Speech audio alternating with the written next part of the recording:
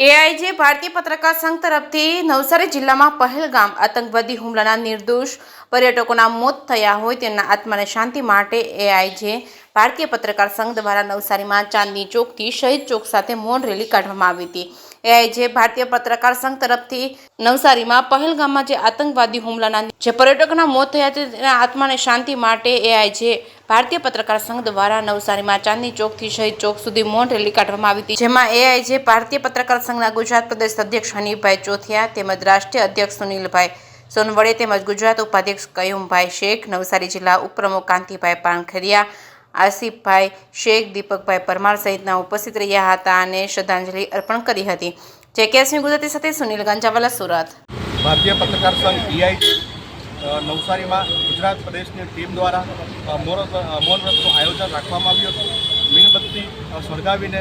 અમે શાંતિથી જે ઘટના બની છે એનો વિરોધ કરવામાં આવ્યો હતો। પહેલગામની અંદર જે આતંકવાદીઓ દ્વારા દેશને વિભાજિત કરીને જે કૃત્ય કરવામાં આવ્યું અને કેવું મોટું ષડયંત્ર હતું કે જેમાં ભારતને જાતિવાદની અંદર વહેંચી દેવાનું, તેનો ભારતના પ્રત્યેક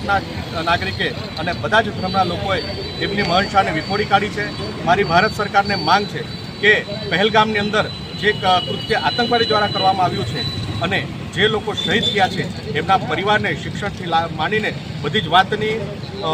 જવાબદારી ભારત સરકાર લે, તેમજ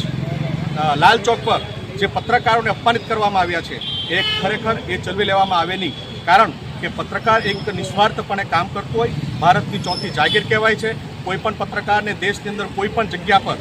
એને અપમાનિત કરવામાં આવે તો ભારતીય પત્રકાર સંઘ EIજે કોઈપણ સંજોગમાં